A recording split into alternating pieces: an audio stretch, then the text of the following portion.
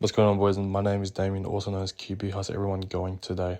Not wasting no more time, not wasting any time at all. But if you don't know by now, my last video, I literally announced it that I'm going to be doing a hard 50. Yes, this is going to be day 2 or 50, trying to grow on every single platform possible. Twitch, TikTok, YouTube, obviously. Make sure you go check both of them out, the exact same username.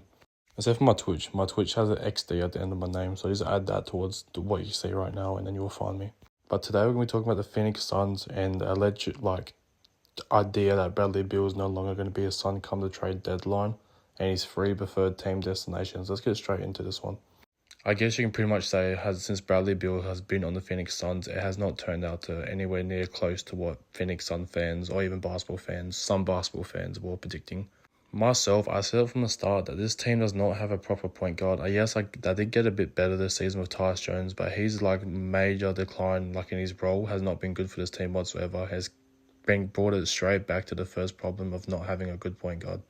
But now you got a good point guard, and you can't even idolize that properly. And you have Bradley Beal coming off the bench now. There's been reports from Chris B. Haynes. If you guys don't know who Chris B. Haynes is, he's one of the newest NBA reporters. He's up and coming. He actually breaks a lot of news as well, injury news, trades, free agency signings. Pretty much he's hoping to be the new Woj to battle against Shams, I guess. But he's actually really good. He actually reported that there was actually some scuffles, not scuffles, but it was really bad intensity, I guess you could say it is the word, in the Phoenix Suns locker room.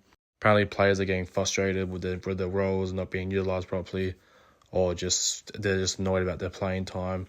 And yeah, I guess it just brings it back to the coaching staff once again. I mean, if it's not Monty Williams, it's going to be Frank Vogel, I guess, right? And if it's not going to be Frank Vogel, and I guess it's Mike Budenholzer, I mean, just keep blaming the next guy, I guess, Phoenix Suns fans, but it's going to lead back to the exact same issue. You're paying your core way too much, and it's a mid-ass core, bro. You guys seen what made you successful. After the first couple of years of Kevin Durant, obviously the first 2 seasons of Bradley Beal, or season and a bit, you guys should know that putting Devin Booker with a solid point guard and good surrounding pieces is going to get you to the NBA Finals. I don't know if it's going to win you a championship, because you were up 2 games to 0 on those Bucks, but Giannis is just different, bro. Having they versed any other team in 2021, Devin Booker would have a ring right now. So they decided to chase Kevin Durant. I mean, take it as you will, a second round exit and obviously a first round exit last season, so that's just tough. But there was promising signs, because the first game that Bradley Beal came off the Phoenix Suns bench, he actually had one of his best boys. So he actually, in fact, had his highest scoring game of this season. So that was a little bit convincing, maybe turning some heads in the right direction of Phoenix Suns fans. But then they're going to get their back blown out by the Charlotte Hornets. Are you serious? It's actually a hard stat to bring up, but they're actually 2-8 in their last 10 games. I don't know what happened, because they got off to such a nice start to the season, and that's even with Kevin Durant niggling through injuries. Obviously, Kevin Durant out, they've only won. They're 1-7 when Kevin Durant doesn't play, but obviously that's increased a lot more since this streak's happened. But this is the NBA. These are the best basketball players in the world. You think they'll figure it out, but you can have all the star players on one roster. Team USA, for example. I know they won the gold medal, but they almost lost to Serbia, man. Come on, car.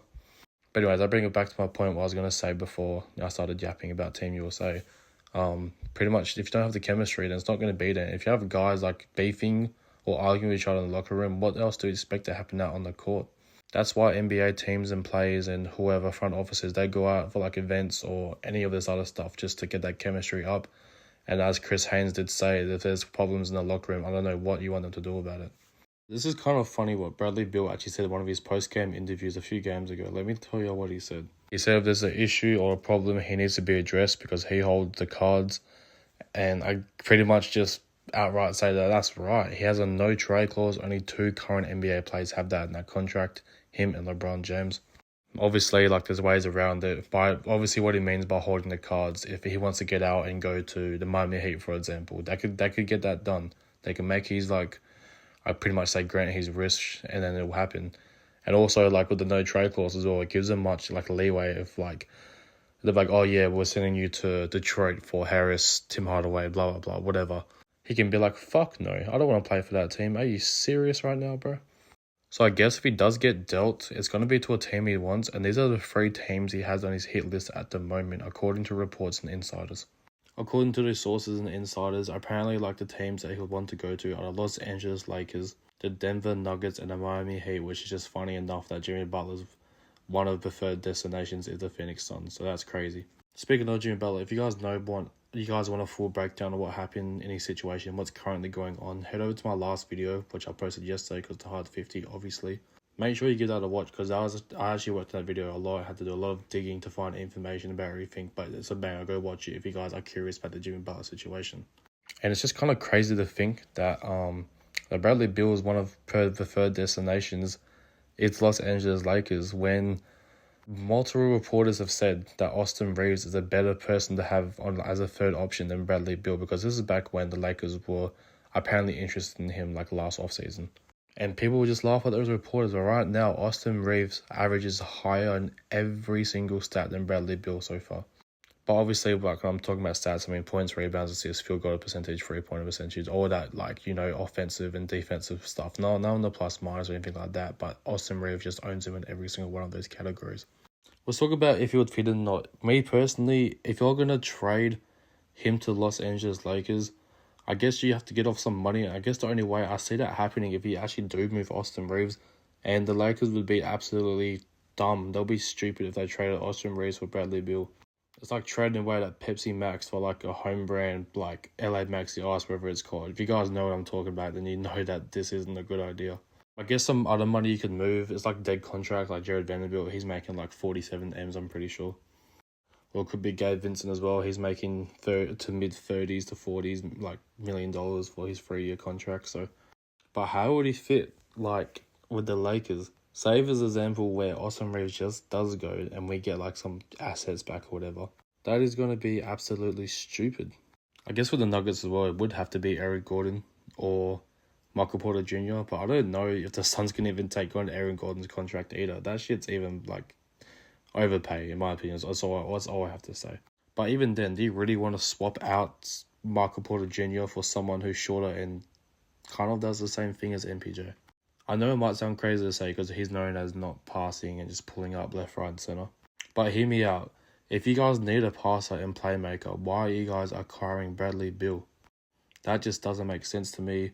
Bradley Beal's a scorer. He's not like, he's a ball handler. Yes, don't get me wrong, but he's no damn point guard. That's why the Phoenix Suns are having these struggles right now. Even though they have a great point guard in Tyus Jones, then like someone is just not utilizing him properly. I don't want to blame it all on the coach, like Mike. It could be the coaching staff, could be front offices. Like we just never know, and it's just really frustrating to see. And the Miami Heat, I guess, if you swap Jimmy Butler for Bradley Beal, some assets both ways, younger players, draft picks, whatever it may be, even some cash, fuck knows what they trade. But then you're pretty much just swapping Powerade for Gatorade. But Jimmy Butler is a bucket, and he knows how to go get one when he can. I'm not saying that Bradley Beal does not know how to get a bucket, but I'm just saying, like, you know, like Jimmy Butler is obviously a better player. It would obviously be Bradley Beal going there and probably Phoenix sending like a second round pick. I'm pretty sure they don't have a second round pick to like 2031 if I'm not mistaken. But yeah, pretty much I hope that caught you guys all up on Bradley Beal. Those are these 3 teams of choice that he would approve his waiver like claim for. The Lakers, the Nuggets, and the Heat.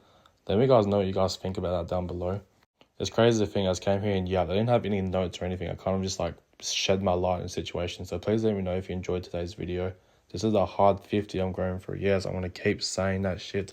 50 days in a row. I'll see y'all tomorrow. Have a good one. Peace.